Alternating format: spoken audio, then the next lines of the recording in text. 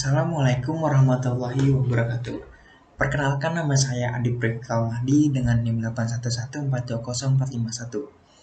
Pada kesempatan kali ini saya akan menjelaskan materi terkait tentang sejarah hukum internasional, di mana di dalamnya banyak sekali pertentangan dalam hukum internasional ini. Oke, kalau gitu saya akan menjelaskan mulai dari sekarang. Pada kali ini saya akan menjelaskan pengertian terlebih dahulu dari menurut para ahli, lalu dan menurut pendapat saya juga. Baik, hukum internasional ini merupakan istilah pertama yang disampaikan oleh Jeremy Bentham. Hukum internasional dimaknai sebagai public international law atau Detroit International Public yang mempunyai pengertian berbeda dengan hukum perdata internasional atau disebut juga Detroit Conflict of Law. Selain istilah hukum internasional, juga ada yang menggunakan istilah hukum bangsa-bangsa, hukum antar bangsa, atau hukum antar negara untuk menyebutkan hukum internasional ini.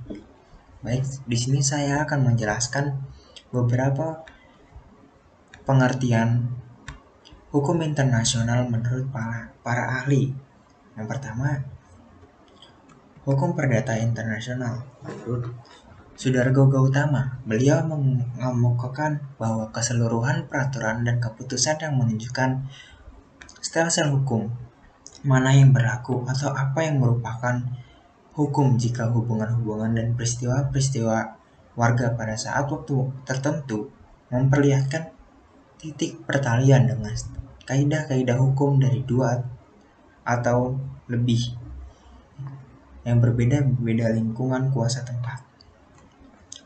Selanjutnya, menurut Profesor R.H. Grofson dalam bukunya Conflict of Law berpendapat bahwa atau hukum perdata internasional adalah bidang hukum yang berkenaan dengan perkara-perkara yang di dalamnya mengandung fakta yang menunjukkan perkaitan dengan suatu sistem hukum lain, baik karena aspek teritorial maupun karena aspek subjek hukumnya, dan karena itu menimbulkan pertanyaan tentang penerapan hukum sendiri atau hukum lainnya.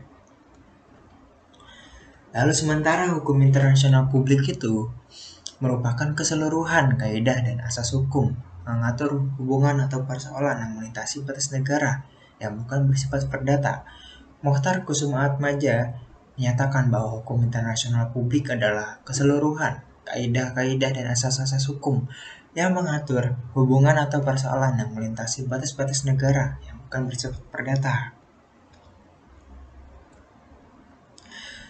Hukum internasional persamaannya ialah bahwa keduanya mengatur hubungan atau persoalan yang melintasi batas negara, dan perbedaannya terletak dalam sifat hukum hubungan atau persoalan yang diatur objeknya. Cara membedakannya sangat mudah sekali, yaitu dengan mengatakan bahwa hukum internasional publik itu mengatur tentang hubungan antara negara-negara. Nah, sedangkan kalau hubungan perdata internasional itu antara orang perseorangan. Lalu selanjutnya, istilah hukum bangsa-bangsa ini berasal dari istilah hukum Romawi atau ius gentium. Menurut arti yang semula, ius gentium bukanlah berarti hukum yang berlaku antara bangsa-bangsa saja, melainkan kaidah dan asas-asas hukum yang mengatur hubungan antara orang Romawi dengan bukan orang Romawi, dan antara orang bukan Romawi satu sama lain. Baru kemudian orang membedakan antara hubungan antara kesatuan hukum publik atau kerajaan atau republik dengan hubungan antara individu dengan memakai istilah ius inter gentes. Istilah terakhir ini yang berarti hukum antar bangsa dengan istilah hukum antar negara, karena berlainan dengan kerajaan republik pada zaman dahulu. Negara modern pada hakikatnya merupakan negara kebangsaan atau nation state. Hukum bangsa-bangsa ini akan dipergunakan untuk menunjukkan pada kebiasaan dan aturan hukum yang berlaku dalam hubungan antara raja-raja zaman dulu. Ketiga hubungan demikian, baik karena jarangnya maupun karena sifat hubungannya, belum dapat dikatakan merupakan hubungan antara anggota suatu masyarakat, bangsa-bangsa, hukum antar bangsa akan dipergunakan untuk menunjukkan pada asas-asas yang mengatur hubungan antara anggota masyarakat bangsa-bangsa yang kita kenal sejak munculnya negara dalam bentuknya yang modern sebagai negara nasional. Nah, jadi hukum bangsa-bangsa ini akan dipergunakan pada kebiasaan dan aturan hukum yang berlaku dalam hubungan antara raja-raja zaman dahulu. Oke, jadi ada istilah lain yang jika tidak dijelaskan maka akan dapat menghancurkan pengertian hukum internasional. Nah, pasti yaitu istilah hukum dunia atau world law.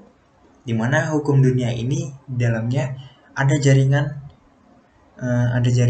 sistem dan mekanisme dari suatu pemerintahan dunia yang mengatur pemerintah dunia. Meskipun sepintas tampak tidak ada perbedaan dengan istilah hukum internasional, kedua istilah tersebut berpijak dari konstruksi pemikiran yang sangat berlainan. Hukum internasional ini diangkat dari pemikiran tentang adanya suatu masyarakat internasional yang terdiri atas negara yang merdeka, berdaulat, dan masing-masing berdiri sendiri. Sedangkan pengertian hukum dunia ini diangkat dari pemikiran yang sama sekali berbeda. Hukum dunia adalah suatu tertib hukum subordinatif. Maksudnya negara-negara yang ada di dunia ini dibayangkan semacam anggota suatu federasi yang berada di bawah suatu pemerintahan dunia. Jadi di dalam hukum internasional ini, hukum dunia ini mempunyai suatu pemerintahan yang ada di dunia tersebut. Jadi pemerintah dunia inilah yang memiliki kekuasaan untuk membuat hukum, yaitu hukum dunia yang dapat dipaksakan berlakunya kepada negara-negara. Kemudian, hukum internasional ini terdapat beberapa bentuk perwujudan yang berlaku di suatu bagian dunia tertentu. Nah, seperti misalnya bentuk perwujudannya adalah hukum internasional regional dan hukum internasional khusus. Di sini, saya akan menjelaskan hukum internasional regional terlebih dahulu. Jadi, hukum internasional regional ini berlaku secara general. Terdapat pula hukum internasional regional yang terbatas daerah lingkungannya berlakunya, seperti misalnya hukum yang berlaku di kawasan ASEAN. Contohnya, hukum internasional yang berlaku terbatas di daerah lingkungan berlakunya seperti hukum internasional Amerika Serikat. Seperti hukum internasional Amerika Latin dengan konsep landasan kontinental dan konsep perlindungan kekayaan hayati laut. Lalu tumbuh di benua Amerika sehingga menjadi hukum internasional umum. Nah, kemudian untuk hukum internasional khusus ini dalam bentuk kaidah yang khusus berlaku bagi negara-negara tertentu seperti Konvensi Eropa mengenai HAM sebagai cerminan keadaan kebutuhan taraf perkembangan dan tingkat integritas yang berbeda-beda dari bagian masyarakat yang berlainan.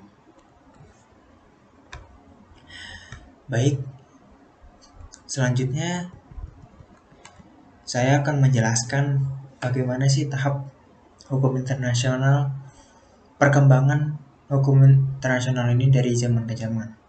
Jadi, hukum internasional ini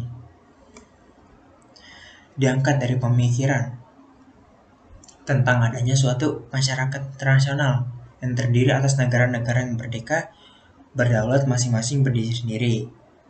Nah, hukum internasional ini terdapat beberapa bentuk perwujudan ya, yang tadi seperti hukum internasional regional dan hukum internasional khusus. Nah, lalu masyarakat internasional selalu berubah-ubah dan tidak selalu sempurna. Perubahan tersebut menjadi dasar terjadi setelah Perang Dunia Kedua, yaitu dengan adanya pembagian kekuasaan dari peta politik. Nah, didasari bahwa penjajah merupakan hal yang bertentangan dengan kodrat alami bangsa yang bebas. Setelah Perang Dunia Kedua, muncullah dekolonisasi, sehingga bermunculan negara yang merdeka dan berdaulat. Lalu ada namanya zaman masa transisi. Di masa transisi ini dimulai pada permulaan abad ke-20 yang telah mengubah pola kekuasaan politik dunia dari suatu masyarakat internasional yang terbagi dalam beberapa negara besar yang masing-masing mempunyai daerah jajahan-jajahannya dan lingkungan pengaruhnya menjadi suatu masyarakat bangsa-bangsa yang terdiri dari banyak sekali negara merdeka. Nah, selanjutnya adanya perubahan dari konsep lama ke konsep baru. Seperti misalnya hal yang tidak dapat dielakkan. Hal ini menggambarkan kekuatan masyarakat internasional yang tidak dapat terbendung. Perubahan terlihat pula dalam konsep ilmu hukum yang berkenaan dengan perjanjian, kewajiban negara, nasionalisasi, dan hukum laut. Lalu masa transisi ini juga dilatar belakangi oleh adanya kemajuan teknologi yang dimana telah mengakibatkan banyak perubahan terhadap masyarakat internasional dan hubungan internasional. Contohnya seperti kemajuan teknologi dalam berbagai alat perhubungan yang melintasi batas negara. Lalu kemajuan teknologi bersenjata yang menimbulkan berbagai masalah baru dan harus meninjau kembali seperti peraturan-peraturan mengenai hukum perang. Lalu kemajuan teknologi dalam pengelolaan kekayaan alam juga sudah mengakibatkan perubahan konsep baik dalam hukum laut serta mencegah dan melestarikan kekayaan alam itu sendiri. Nah, yang terakhir ada kemajuan teknologi transportasi, di mana kemajuan teknologi transportasi, komunikasi dan informasi ini telah mengakibatkan kemudahan dalam perpindahan tempat, di mana batas negara bukanlah yang menjadi halangan. Selain itu mengakibatkan kriminalitas yang kompleks dan terkadang belum ada pengaturannya. Jadi sebagai konsekuensi bahwa hukum internasional ini perwujudan hukum yang sifatnya koordinasi, di mana tidak ada lagi terdapat strata vertikal antara anggota bangsa-bangsa. Maka persetujuan antar bangsalah yang menjadi penentu utama dalam menyelesaikan aneka permasalahan tersebut. Lalu selanjutnya, di sini saya akan menjelaskan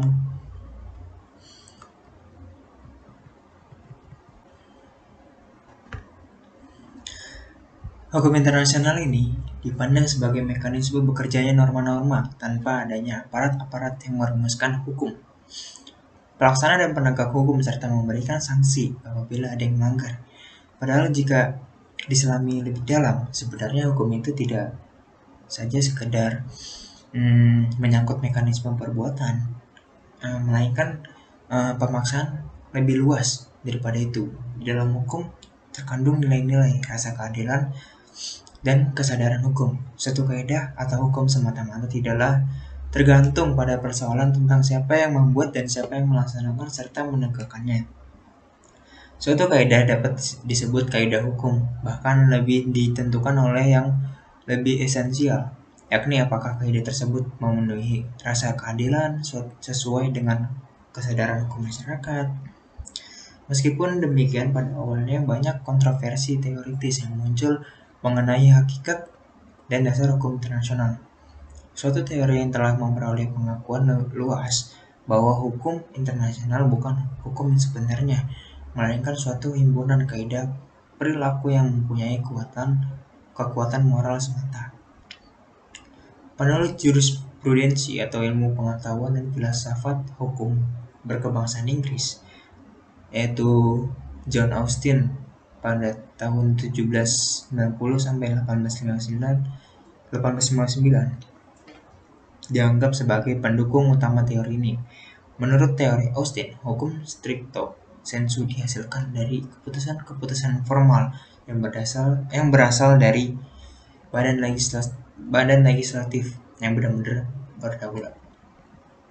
Dengan alasan tersebut, menurut ahli seperti John Austin, hukum internasional bukanlah hukum karena tidak memiliki sifat hukum. Meskipun begitu, fakta sejarah menunjukkan bahwa alasan-alasan tersebut kurang tepat karena tidak adanya suatu badan hukum. Bukan berarti hukum tersebut tidak ada dan tidak ada selamanya. Hukum tertentu harus dijalankan oleh suatu badan. Tidak adanya badan hukum mungkin saja menunjukkan hukum internasional ini kurang efektif. Namun bukan berarti tidak ada sebagai contoh hukum adat di Indonesia yang bisa berjalan tanpa ada yang mengatur, tanpa adanya badan hukum. Namun seiring dengan perkembangan zaman mengenai hukum internasional, pendapat Austin yang demikian apabila diperhatikan lebih mendalam ternyata kurang didukung oleh kenyataan yang ada seperti teori hukum internasional merujuk pada pendapat Austin apabila dihadapkan dengan hukum kebiasaan internasional dan prinsip hukum umum atau general principle of law, maka kedudukannya lemah. Sebab kedua jenis hukum tersebut tidak dibuat oleh badan yang berwenang, namun ditaati oleh negara. Nah, lalu pada kenyataannya negara menerima dan menghormati hukum internasional sebagai hukum. Negara menaati atau mematuhi hukum internasional ini untuk mengatur hubungan dan mencapai kepentingan mereka bersama. Pada kenyataannya, apabila negara dituduh melanggar hukum internasional, maka mereka tidak akan membela diri dengan mengeluarkan pendapat pribadinya, melainkan akan menggunakan hukum internasional sebagai dasar pembelaannya. Bahkan sering terjadi negara berlindung di balik hukum internasional sebagai alasan pembenar tindakan politiknya. Di dalam sistem hukum internasional dikenal prinsip hukum umum sebagai salah satu sumber hukum internasional, di samping perjanjian internasional dan hukum kebiasaan internasional. Apabila dikatakan bahwa dalam sistem hukum internasional tidak dikenal atau tidak memiliki sanksi, adalah tidak benar. Sanksi hendaknya diartikan secara luas, tidak hanya berupa nestapa, namun meliputi setiap langkah-langkah prosedur atau syarat yang dapat diterapkan kepada siapa saja yang melanggar hukum internasional. Adapun bentuk sanksi dalam hukum internasional dapat berupa sanksi ekonomi, pencabutan hak-hak tertentu, dikeluarkan dari keanggotaan organisasi. Sanksi-sanksi yang ditetapkan berdasarkan bab 7 Piagam PBB, pembayaran ganti kerugian, dikucilkan dari usaha-usaha atau fasilitas umum, dan sebagainya. Maka jika kembali pada karakteristik hukum internasional, sekalipun hukum internasional telah diterima sebagai hukum, namun hukum internasional ini mempunyai karakteristik yang berbeda dengan hukum nasional.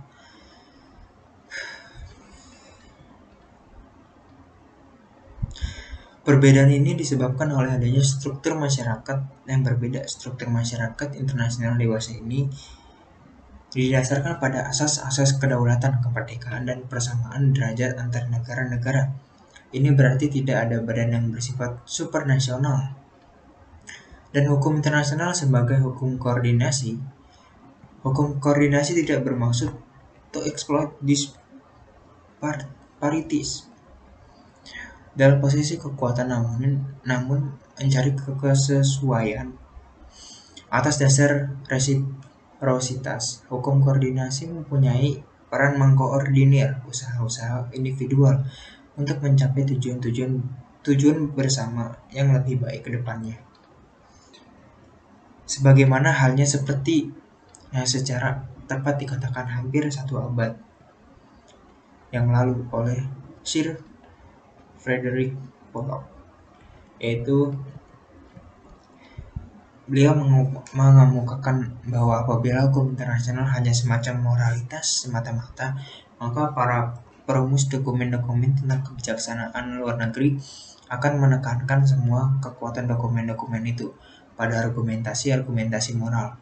Namun dalam kenyataannya hal demikian tidak mereka lakukan. Pertimbangan para perumus tersebut bukan kepada perasaan umum atas kebenaran moral, akan tetapi kepada presiden-presiden, traktat-traktat, dan pada opini-opini para ahli. Semua itu dianggap ada di antara para negarawan dan penulis-penulis hukum yang dapat dibedakan dari kewajiban-kewajiban moral dalam hubungan bangsa-bangsa. Lebih lanjut, kekuatan mengikat secara hukum dari hukum internasional berulang kali ditegaskan oleh bangsa-bangsa di dunia dan dalam konferensi internasional. Suatu gambaran tentang hal ini adalah pembentukan Organisasi Perserikatan Bangsa-Bangsa atau PBB, Piagam PBB yang dirumuskan di San Francisco pada tahun 1945.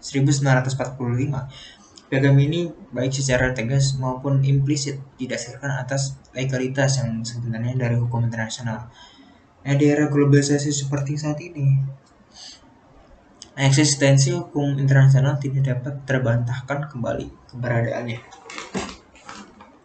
Bahkan hukum internasional bukan hanya mengatur tentang hubungan antar bangsa. Saat ini hukum internasional telah berkembang pesat sedemikian rupa sehingga subjek-subjek hukum internasional tidaklah terbatas pada negara-negara saja. Sebagaimana di awal perkembangan hukum internasional, berbagai organisasi internasional, individu, perusahaan, Vatikan, Biligerensi sebagai telah dilakukan sebagai bagian dari subjek hukum internasional.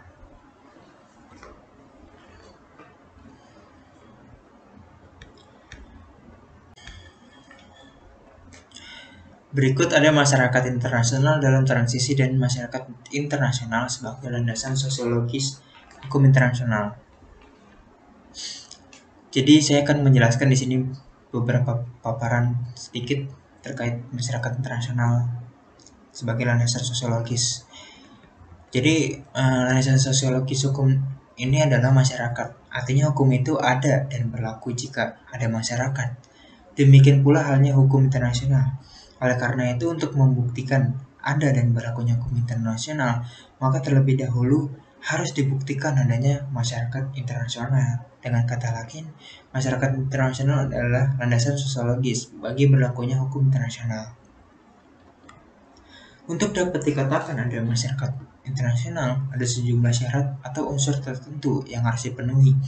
Syarat-syarat tersebut mencakup baik syarat material maupun non-material. Syarat material dari adanya masyarakat internasional adalah berupa fakta-fakta eksistensi fisik, yaitu seperti adanya negara-negara merdeka dan berdaulat. Nah, pada saat ini terdapat ratusan negara merdeka dan berdaulat. Dengan demikian, syarat adanya negara-negara merdeka dan berdaulat ini sudah menjadi fakta yang tidak mungkin dibantah. Adanya hubungan yang tetap dan berkelanjutan antara negara-negara yang merdeka dan berdaulat tersebut, syarat ini pun sudah merupakan fakta yang tidak dapat dibantah. Jadi dalam adanya negara yang merdeka dan berdaulat ini, syaratnya pun merupakan fakta dan ini itu tidak mungkin bisa dibantah. Dalam kehidupan dunia saat ini, tidak ada satupun negara yang mengisolasi dirinya dari pergaulan internasional. Sebab suka tidak suka ya negara-negara itu harus mengadakan hubungan dengan yang lainnya untuk memenuhi kebutuhan hidupnya. Jadi dengan kata lain, mereka saling bergantung satu sama lain dalam memenuhi kebutuhannya. Hubungan yang demikian timbul karena adanya kebutuhan yang disebabkan antara lain oleh pembagian kekayaan alam dan perkembangan industri yang tidak merata di dunia. Misalnya perniagaan yang bertujuan mempertukarkan hasil kekayaan alam dengan hasil industri lainnya merupakan salah satu hubungan terpenting yang terdapat di antara masyarakat internasional itu sendiri. Di samping hubungan perniagaan, terdapat pula hubungan di bidang kebudayaan, ilmu pengetahuan, dan lainnya.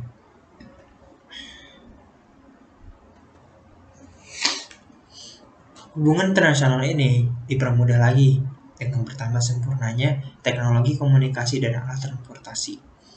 Saling membutuhkan antar bangsa-bangsa di berbagai bidang kehidupan yang mengakibatkan timbulnya hubungan yang tetap dan terus-menerus antara bangsa-bangsa. mengakibatkan timbulnya pula kepentingan untuk memelihara dan mengatur hubungan tersebut.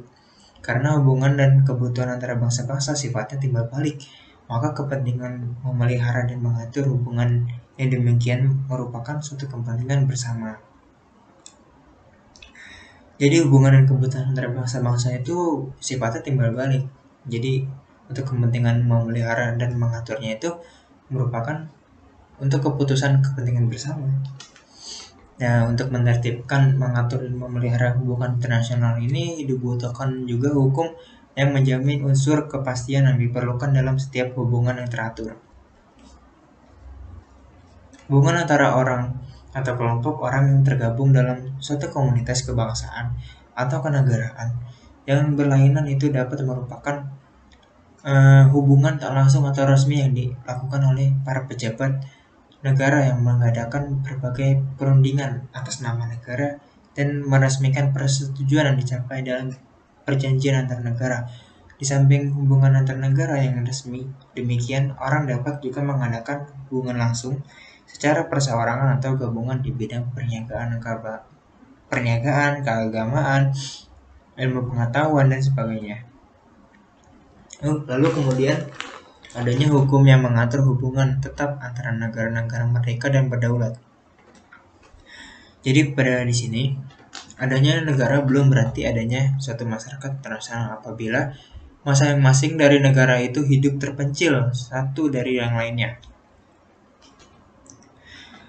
Hubungan yang tetap dan terus-menerus antar negara menunjukkan adanya kepentingan yang tidak dapat dielakkan oleh masing-masing negara.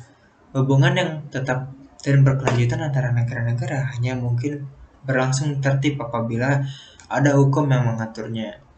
Artinya hukum dibutuhkan untuk menjamin kepastian kelangsungan hubungan itu. Ini pun sudah merupakan fakta yang tidak dapat dibantah. Sebab tidakkah mungkin suatu negara berhubungan dengan negara lain tanpa landasan ikatan kaidah hukum.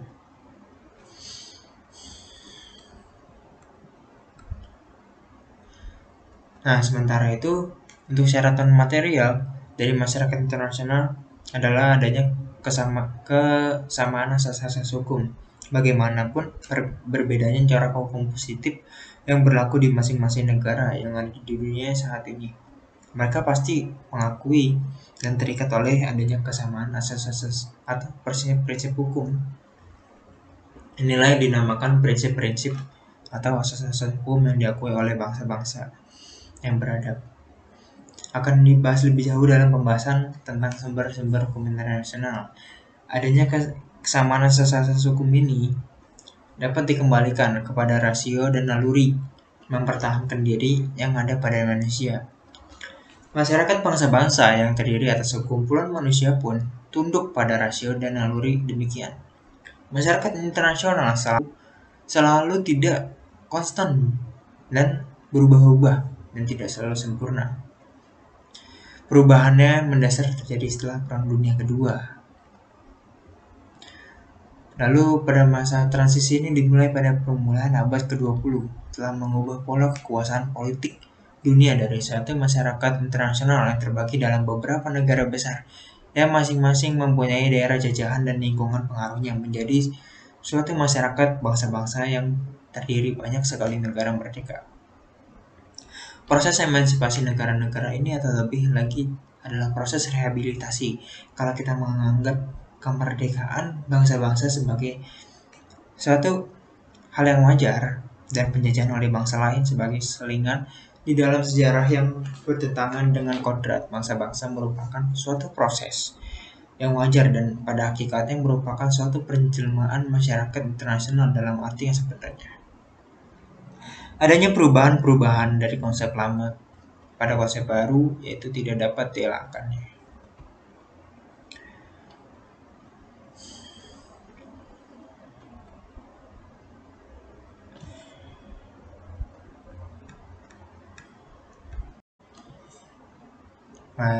Beberapa materi lain terkait teori-teori hukum pendapat hukum internasional. Masyarakat internasional dalam transisi dan masyarakat internasional sebagai landasan sosiologis hukum internasional. Landasan sosiologis hukum adalah masyarakat. Artinya hukum itu ada dan berlaku jika ada masyarakat. Demikian pula hanya hukum internasional. Oleh karena itu, untuk membuktikan ada dan berlakunya hukum internasional, jadi maka terlebih dahulu harus dibuktikan adanya masyarakat internasional. Dengan kata lain, masyarakat internasional itu adalah landasan sosiologis bagi berlakunya hukum internasional.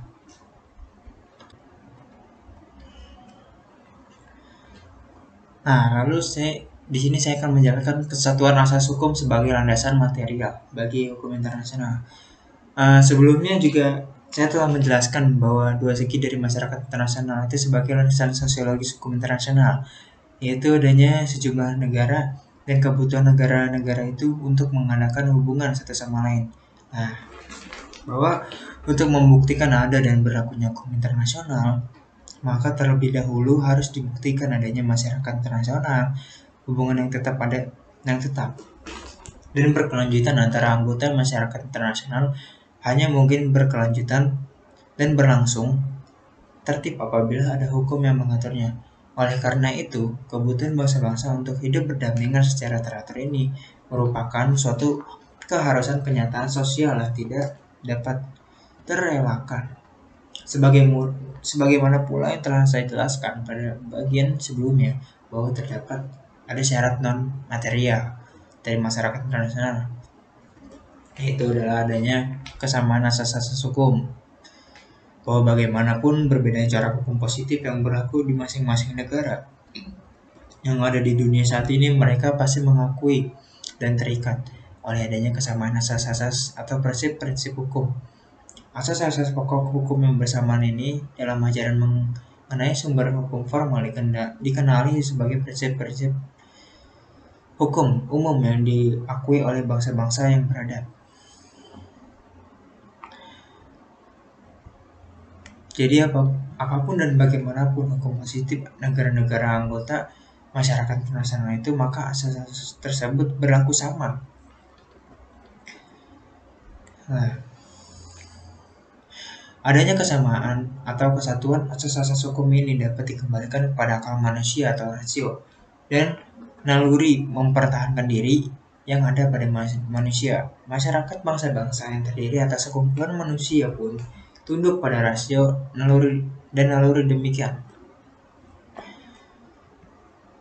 Nah, lalu di sini adanya hakikatnya dan fungsi kedaulatan negara dalam masyarakat internasional. Jika dirunut asal kata kedaulatan dalam bahasa Inggris dikenal dengan istilah sovereignty, atau dalam bahasa Latin disebut sovereignus, yang artinya teratas. Negara berdaulat artinya itu memang bahwa negara itu memiliki kekuasaan tertinggi dan tidak mengakui suatu kekuasaan yang lebih tinggi daripada kekuasaan negara itu sendiri. Tetapi kekuasaan tertinggi ini memiliki batas-batas atau ruang lingkupnya sendiri. Nah, ruang berlaku kekuasaan tertinggi negara itu dibatasi oleh batas wilayah negara itu.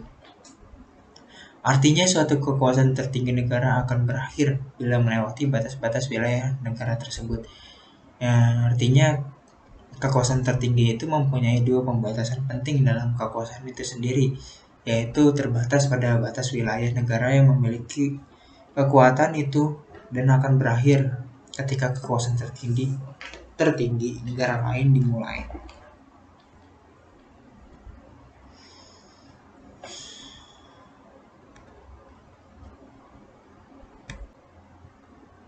Lalu selanjutnya ada hukum internasional terkait teori hukum alam.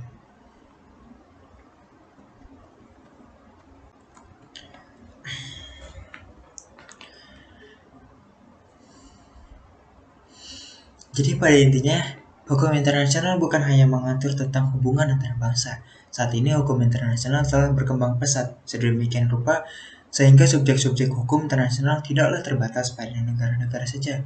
Sebagaimana di awal perkembangan hukum internasional, berbagai organisasi internasional, individu, perusahaan, Vatikan, Bill Gerency sekarang telah diakui sebagai bagian dari subjek hukum internasional. Lantas, ada beberapa teori terkait dalam hukum internasional ini. Yang pertama ada teori hukum alam atau natural law. Menurut teori hukum hukum internasional ini adalah hukum yang diturunkan untuk hubungan bangsa-bangsa di dunia. Hal ini dikarenakan hukum internasional merupakan bagian dari hukum yang paling tinggi, yaitu hukum alam. Hal yang sama diungkapkan oleh Vattel dalam bukunya Droit des Gens yang terbit pada tahun 1958 menyatakan kita perlu memakai istilah hukum bangsa-bangsa karena hukum tersebut berasal dari penerapan hukum alam terhadap bangsa-bangsa. Hal itu perlu karena bangsa-bangsa mutlak terikat untuk menaatinya. Nah, jadi dalam hukum internasional ini teori hukum alam sangatlah penting karena teori hukum alam ini dalam bagian hukum internasional merupakan bagian paling utama. Lalu ada teori positivisme. Teori ini berpendapat bahwa kaidah hukum internasional pada analisis terakhir memiliki karakter yang sama dengan hukum nasional atau hukum positif. Sepanjang kaidah-kaidah hukum tersebut juga berasal dari kehendak negara, mereka yakin bahwa hukum internasional secara logis dapat dikembalikan kepada suatu sistem kaidah yang untuk validitasnya akan bergantung hanya pada fakta bahwa negara-negara telah menyatakan kesetujuannya. Lalu di sini juga dalam teori hukum positif terdapat beberapa teori, yaitu teori kehendak negara, hukum kehendak bersama negara-negara, dan mazhab Wiener. Sebagaimana dalam teori kehendak bersama-sama negara ini merupakan perbaikan dari teori kehendak negara, di mana jika dalam teori ini berkehendak dalam kekuatan mengikat hukum internasional, seperti misalnya kehendak negara sendiri, maka dalam teori ini kekuatan mengikat hukum internasional berasal dari kehendak bersama negara-negara dalam hubungannya. Kehendak bersama negara-negara lebih tinggi derajatnya daripada kehendak negara. Kehendak bersama negara-negara ini tidak bersifat tegas atau spesifik. Menurut ahli hukum, Triepel dengan mengatakan bahwa kehendak bersama negara-negara untuk terikat pada hukum internasional itu tidak perlu dinyatakan secara tegas atau spesifik. Ia sesungguhnya mengatakan bahwa negara-negara itu telah menyatakan persetujuannya untuk terikat secara implisit atau diam-diam implied. Walaupun teori ini merupakan perbaikan dari teori kehendak negara, teori ini tetap memiliki kelemahan. Salah satunya teori ini tidak mampu memberikan penjelasan yang memuaskan terhadap pertanyaan. Lalu ada mazhab Wiener. Kelemahan dari teori ini berdasarkan negara yang melahirkan sebuah teori baru yang melandaskan diri pada norma hukum yang telah ada terlebih dahulu. Tokoh terkenal dari teori ini adalah Hans Kelsen dengan mazhabnya yaitu mazhab Wiener. Menurut Hans Kelsen, ada dan mengikatnya kaidah hukum internasional didasarkan oleh ada dan mengikatnya kaidah hukum lain yang lebih tinggi. Jadi ada dan mengikatnya kaidah hukum yang lebih tinggi itu didasarkan oleh kaidah hukum yang lebih tinggi. Demikian seterusnya sehingga sampai pada suatu puncak piramida kaidah-kaidah hukum yang dinamakan kaidah dasar atau Grundnorm yang tidak lagi dapat dijelaskan secara hukum melainkan harus diterima adanya sebagai hipotesa. Menurut Kelsen, kaidah dasar dari hukum internasional itu adalah prinsip atau asas pacta sunt servanda. Kelemahan dari mazhab teori ini bahwa memang sepintas tampak bahwa konstruksi pemikiran mazhab ini tampak logis dalam menerangkan dasar meningkatnya hukum internasional. Nah, lalu di sini ada aliran sosiologis, di mana aliran ini mendasarkan pada kegiatan kenyataan hidup manusia sebagai makhluk sosial. Dikatakan bahwa fakta-fakta kemasyarakatan atau fact sosial merupakan dasar daripada kekuatan mengikatnya segala hukum, termasuk hukum internasional. Menurut teori ini, persoalan tersebut dapat dikembalikan pada sifat alami manusia sebagai makhluk sosial, hasratnya untuk bergabung dengan manusia lain dan kebutuhannya akan solidaritasnya. Naluri demikian juga oleh negara-negara. Jadi dasar kekuatannya itu mengikat hukum internasional terdapat dalam kenyataan sosial bahwa mengikatnya bahwa hukum internasional itu perlu mutlak bagi dapat terpenuhinya kebutuhan negara untuk hidup bermasyarakat. Nah, aliran ini juga disebut pula dengan mazhab Perancis, dengan tokohnya seperti Leon Duguid, Tocqueville, dan Skill. Baik, pada materi paparan yang saya sampaikan pada hari ini, saya rasa cukup. Pada kali ini saya akan menyampaikan beberapa kesimpulan dari penjelasan materi yang telah saya jelaskan pada hari ini. Baik, jadi dalam hukum internasional ini dimaknai sebagai public international law dengan mempunyai pengertian berbeda dari hukum perdata internasional. Hukum internasional ini juga menggunakan istilah hukum bangsa-bangsa, hukum antar bangsa, dan hukum antar negara untuk menyebut hukum internasional ini. Nah, istilah hukum bangsa ini berasal dari hukum Romawi atau sebutannya itu ada ius gentium. Kemudian orang membedakan antara hubungan antara kesatuan hukum publik, yaitu dari kerajaan dan dari republik misalnya, dengan hubungan antara individu dengan memakai istilah ius inter gentes. Istilah terakhir ini yang berarti hukum antar bangsa, sama dengan istilah hukum antar negara, karena berlainan dengan kerajaan republik pada zaman dahulu. Negara modern pada hakikatnya merupakan negara kebangsaan. Lalu ada istilah lain yang sangat penting kalau misalnya istilah ini tuh tidak dapat dipakai, maka dapat menghancurkan pengertian dari hukum internasional ini. Yaitu merupakan hukum dunia atau world law. Hukum dunia ini dimana hukum yang di dalamnya ada jaringannya, sistem, dan kemudian ada mekanisme dari suatu pemerintahan dunia yang mengatur pemerintah dunia.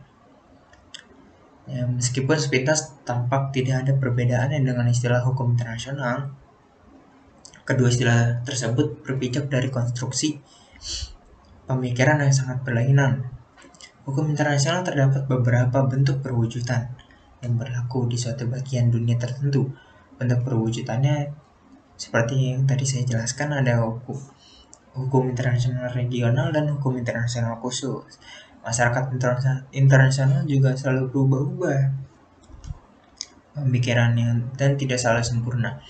Masa transisi ini juga dimulai pada permulaan abad ke-20 yang telah mengubah pola kekuasaan politik dunia dari suatu masyarakat internasional yang terbagi dalam beberapa negara besar yang masing-masing mempunyai daerah jajahan dan lingkungan pengaruhnya menjadi suatu masyarakat bangsa-bangsa yang terdiri banyak sekali negara-negara merdeka.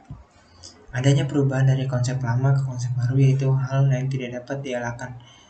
Seperti kekuatan masyarakat internasional yang tidak dapat terbendung. Perubahan terlihat pula pada dalam konsep ilmu hukum yang berkenaan dengan perjanjian, kewajiban negara, nasionalisasi, dan hukum laut.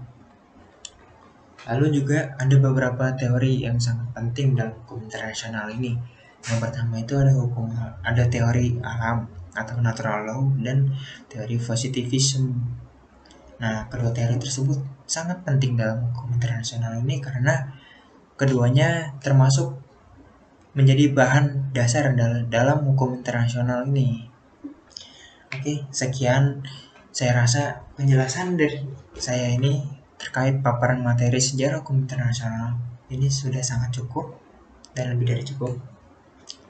Baik, apabila ada salah kata mohon dimaafkan sebesar-besarnya. Saya mohon pamit undur diri. Wassalamualaikum warahmatullahi wabarakatuh.